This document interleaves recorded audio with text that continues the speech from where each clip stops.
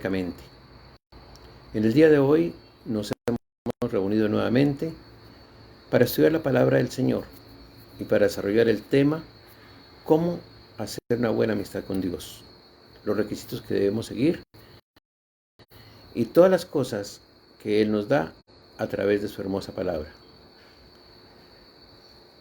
El tema de hoy es dones de señales y prodigios. Padre de la gloria, te damos muchas gracias, Señor, por el privilegio que nos das de reunirnos en torno de ti, Señor, para aprender cada día más y más de ti y de tu hermosa palabra. Te rogamos, por favor, que seas tú abriendo nuestros corazones, abriendo nuestro entendimiento, Señor Dios, y dándonos un raciocinio justo y de acuerdo a lo que tú deseas, Señor. Y que nos ayudes a ponerla por obra y a enseñarlas a otros, porque tú así lo has querido. En los dones, señales y prodigios se destaca el don de milagros, que es una habilidad especial que Dios da a ciertos miembros de la Iglesia de Cristo para servir como intermediarios humanos a través de quienes Dios se complace como hechos que cambian el curso ordinario de la naturaleza. En el libro de Mateo, capítulo 10, verso 1 nos dice: Entonces, llamando a sus 12 discípulos, les dio autoridad sobre los espíritus inmundos para que los echasen fuera y para sanar toda enfermedad y toda dolencia. Debemos tener siempre presente que quien hace el prodigio o milagro es Dios directamente, por medio del hombre y de acuerdo a su voluntad, ya que solos nada podemos hacer. En Mateo 10, el Señor envía a sus 12 discípulos de entonces, 12 apóstoles escogidos y comisionados. Tal como hoy, Él te escoge y te comisiona para ir a hacer esa misma labor. Entonces, llamando a sus 12 discípulos, les dio autoridad sobre los espíritus inmundos para que los echasen fuera y para sanar toda enfermedad y toda dolencia. La característica principal de esta lista es su diversidad. Son personas totalmente del común, como tú y yo. Personas dedicadas a diferentes actividades, como tú y yo. Personas totalmente de distinto pensamiento, de distinta actuación. Jesús escogió a sus discípulos de trastornos variados y diferentes experiencias de vida. Personas comunes como usted y como yo, que igual fuimos escogidos y llamados por Jesús para darlo a conocer. Parece ser que lo único que pudo tener en común es que no eran privilegiados o con trasfondo de un alto rango. Esto es mucho en el espíritu. En primera carta a los Corintios, capítulo 1, del 26 al 29 nos dice: Pues mirad, hermanos, vuestra vocación, que no seáis muchos sabios según la carne, ni muchos poderosos, ni muchos nobles, sino que lo necio del mundo escogió Dios para avergonzar a los sabios, y lo débil del mundo escogió Dios para avergonzar al fuerte. Y lo vil del mundo y lo menospreciado escogió Dios, y lo que no es para deshacer lo que es, a fin de que nadie se jacte en su presencia. Esto quiere decir que no debemos sentirnos más que nadie, que no debemos sentirnos superiores a nadie por haber sido escogidos por el Señor para hacer esta gran obra, sino que sigamos siendo las personas humildes y sensatas frente al mundo que nos rodea. B. Dice que les dio autoridad sobre los espíritus inmundos. A ti y a mí también nos dio esa autoridad para que los echemos fuera y para sanar toda enfermedad y toda dolencia. Jesús no solamente llamó a los 12, sino que también les dio poder para hacer lo que Él les había llamado a hacer. El mismo principio permanece cierto hoy en día. Dios prepara a los que Dios llama. Si hoy estás escuchando este mensaje, entonces Dios te está llamando y te prepara con autoridad plena. Tal vez la preparación no sea completamente evidente antes de que comience Él, pero sí será evidente mientras se lleva a cabo. C. Los llamados de Cristo. Tienen un lugar importante en el plan de Dios de una redención, incluyendo un papel particular en el juicio venidero. Dice Mateo 19, 28, y Jesús les dijo: de cierto os digo, en la regeneración, cuando el Hijo del Hombre se siente en el trono de su gloria, vosotros que me habéis seguido también, os sentaréis sobre 12 tronos para juzgar a las 12 tribus de Israel, y en la edificación de la iglesia. Edificado sobre el fundamento de los apóstoles y profetas, siendo la principal piedra del ángulo Jesucristo mismo. Sobre él es que reposa la iglesia. La Biblia promete que su posición y trabajo será grabado por la eternidad. Apocalipsis 21:14 nos dice que si el muro de la ciudad tenía 12 cimientos y sobre ella los 12 nombres de los 12 apóstoles del Cordero. Esta es la primera y única vez en Mateo que los 12 son llamados apóstoles. La palabra apóstol literalmente es aquel que es enviado. Es una palabra para un mensajero o embajador. La palabra apóstol puede significar mensajero, como en Juan 13:16, refiriéndose a aquel que es enviado. Dice Juan 13:16, de cierto os digo, el siervo no es mayor que su Señor, ni el enviado es mayor que el que lo envió. Luego no tenemos de qué gloriarnos, solo hacer su voluntad. Jesús es llamado apóstol en Hebreos 3:1. Por tanto, hermanos santos, participantes del llamamiento celestial, considerad el apóstol y sumo sacerdote de nuestra profesión, Cristo Jesús, considerado el apóstol y sumo sacerdote de nuestra profesión. Es el sumo sacerdote, el mayor de los sacerdotes, en el orden de Melquisedec, para dar a entender que los hombres, primeramente, deben ser enseñados de Dios antes de ser enviados de Dios. A estos 12 envió Jesús. Jesús estaba recorriendo la región de Galilea enseñando, predicando y les dio instrucciones. La palabra que Jesús sacó en el griego para mandar a sus hombres o darles instrucciones es interesante e iluminante. Es la palabra parahelein. Esta palabra en el griego tiene 4 usos primordiales. Primero, es la palabra usada regularmente en el militar para mando. Segundo, es la palabra usada para llamar a un amigo pidiendo ayuda. Tercero, es la palabra que es usada por un maestro para dar reglas y preceptos para sus estudiantes. Y cuarto, es la palabra que periódicamente se usa para dar un modo imperial, es decir, una orden.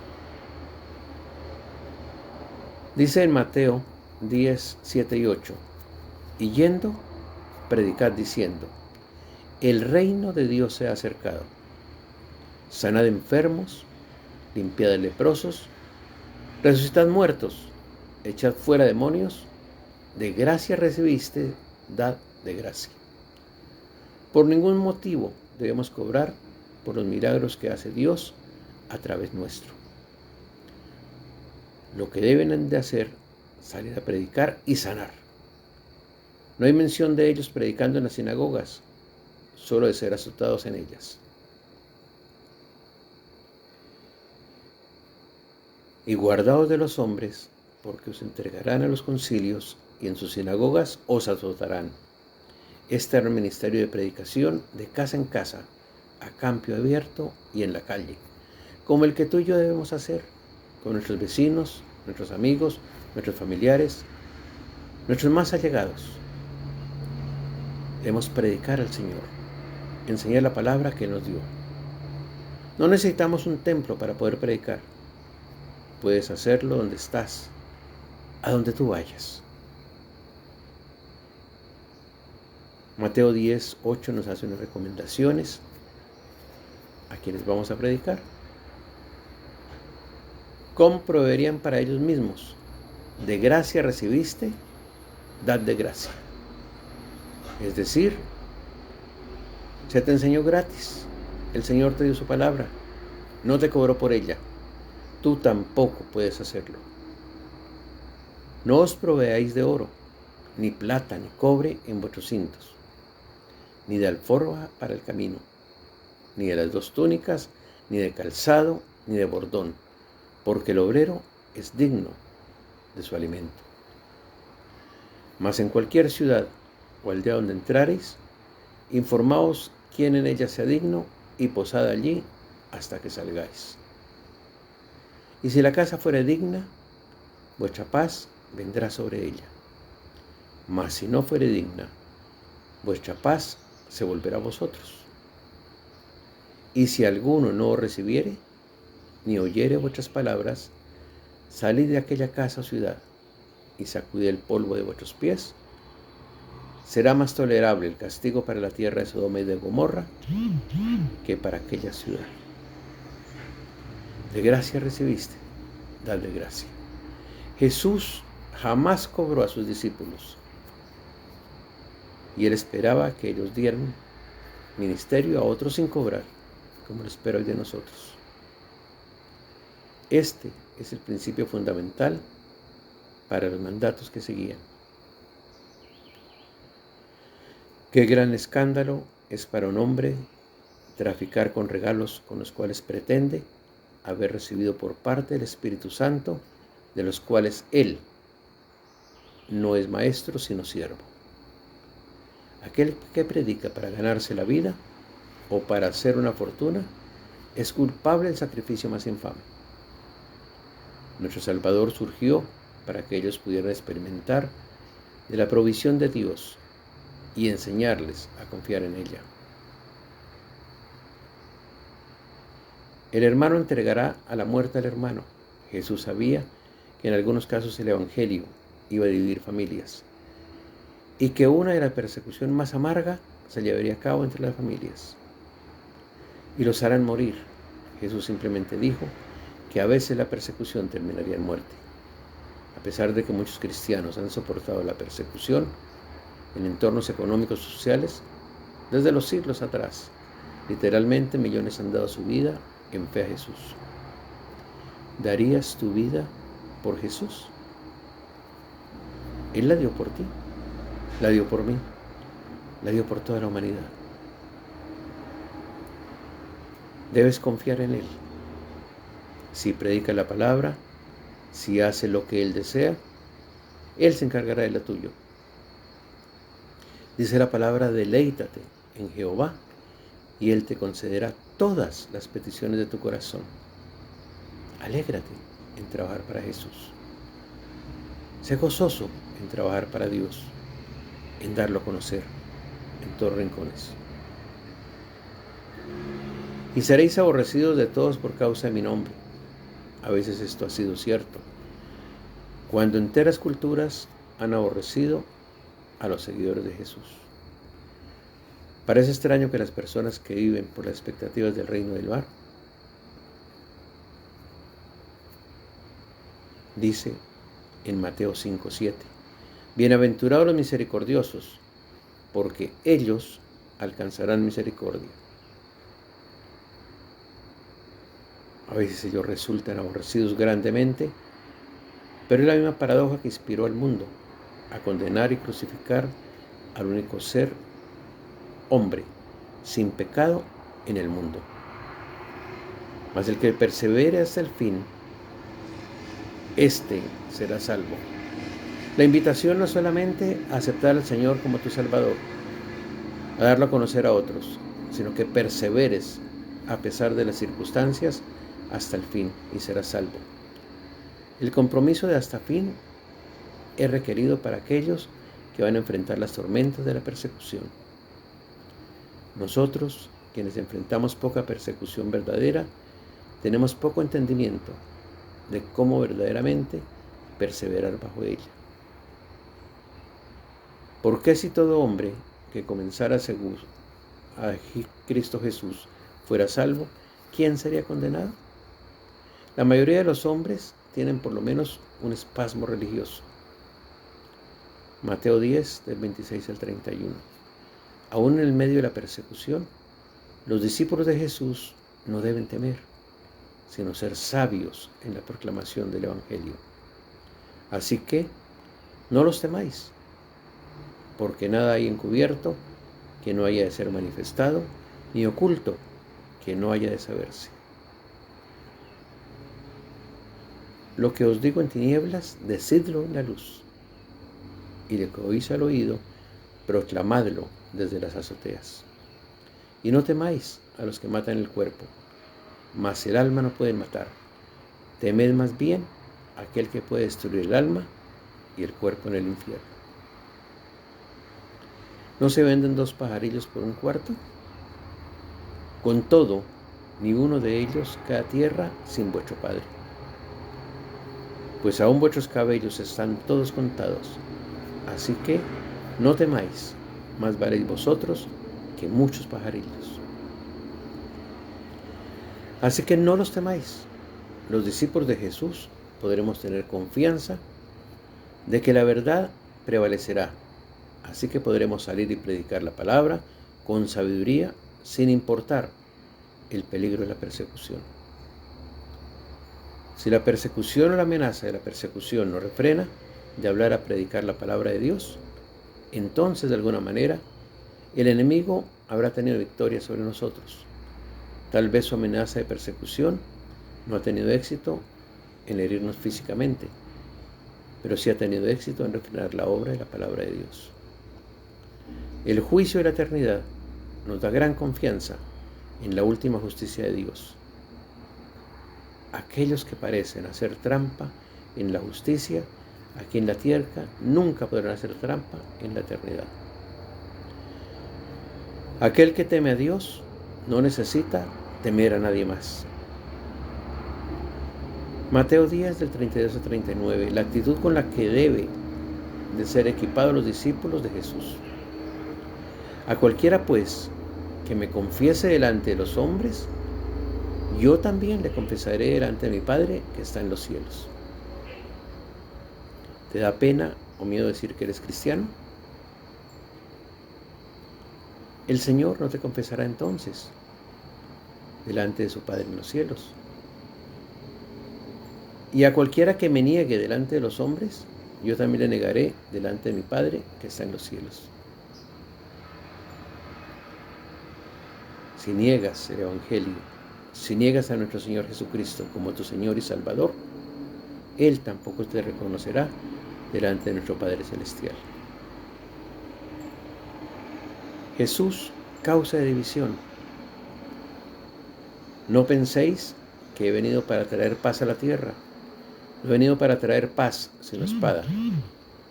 Porque he venido para poner en disensión al hombre contra su padre, a la hija contra su madre y a la nuera contra su suegra. Y los enemigos del hombre serán los de su casa. El que ama a padre o madre más que a mí, no es digno de mí. El que ama a su hijo o hija más que a mí, no es digno de mí. Y el que no toma su cruz y sigue en pos de mí, no es digno de mí. Dura palabra, ¿verdad? Pero qué real. El que halla su vida la perderá, y el que pierde su vida por causa de mí, la hallará. A cualquiera, pues, que me confiese delante de los hombres, yo también le confesaré delante de mi Padre que está en los cielos. El discípulo debe confesar a Jesús públicamente delante de los hombres. Si nosotros no estamos dispuestos a hacer pública nuestra alianza con Él, no podemos esperar que Él haga pública su alianza con nosotros. Jesús llamó a todos públicamente. Realmente no hay algo como un cristiano secreto, al menos en un sentido permanente. Lo que Cristo es para ti en la tierra, eso es lo que tú serás para Cristo en el cielo. Si Él es querido y preciado para ti, tú serás querido y preciado para Él. Si tú piensas todo de Él, Él pensará todo de ti.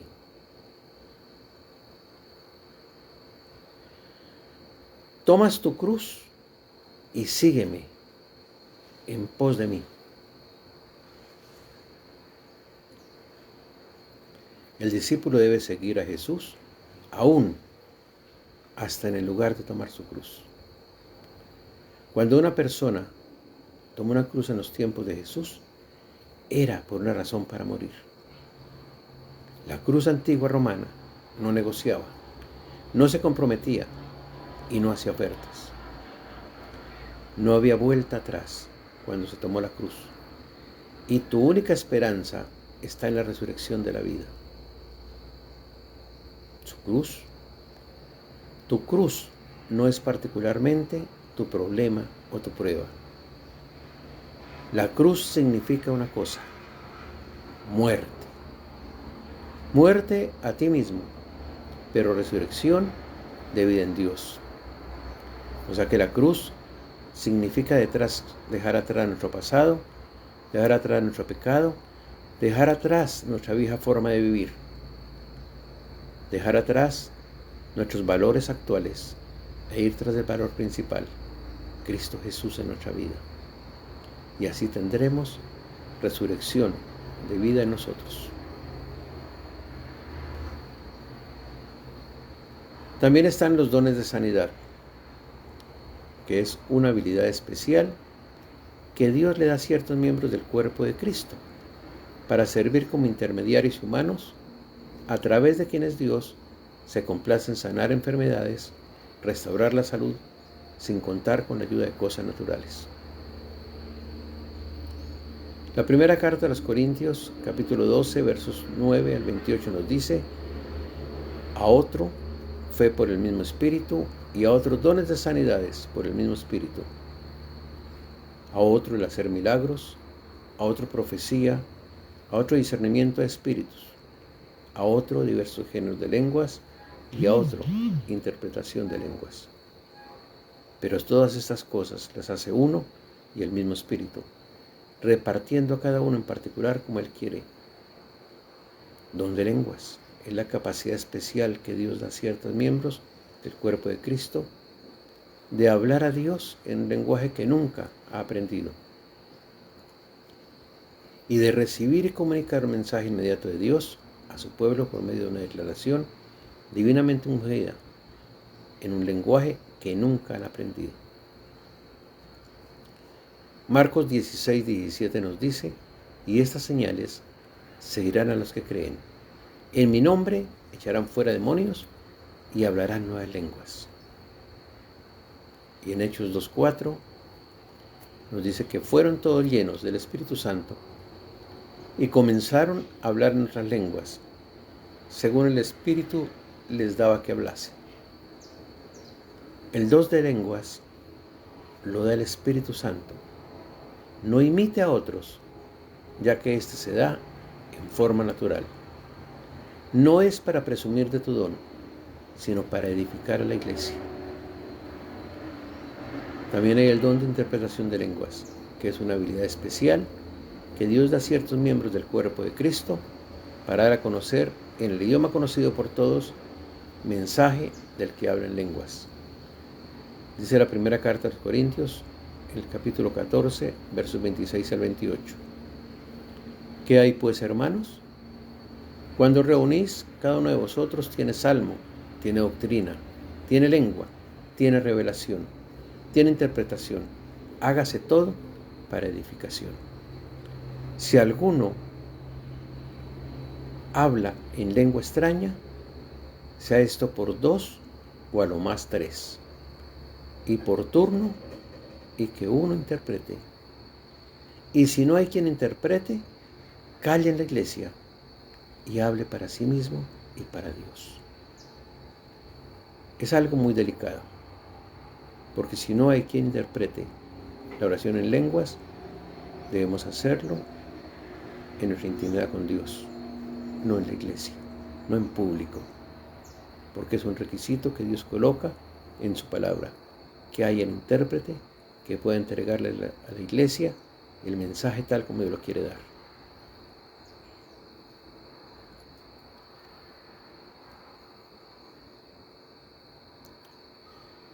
Inclinemos nuestro rostro, cerremos nuestros ojos, con mucha reverencia, démosle gracias al Señor. Amado Dios, te doy gracias por los dones recibidos de tu Santo Espíritu. Te ruego por favor que los use como tú lo desees y para tu gloria únicamente. No permitas que me enorgullezca ni quiera sacar ventaja económica de ellos, pues tu palabra dice que lo que recibí por gracia lo debo entregar. Tampoco me permitas inventar jeringonzas humanas que no vienen de ti. Te lo pido, Señor, en el nombre de Jesús. Amén y amén. Dios los bendiga y les dé una semana llena de paz, de gozo y de mucho éxito en todo cuanto emprendan. En el nombre de Jesús. Amén y amén. Dios los bendiga.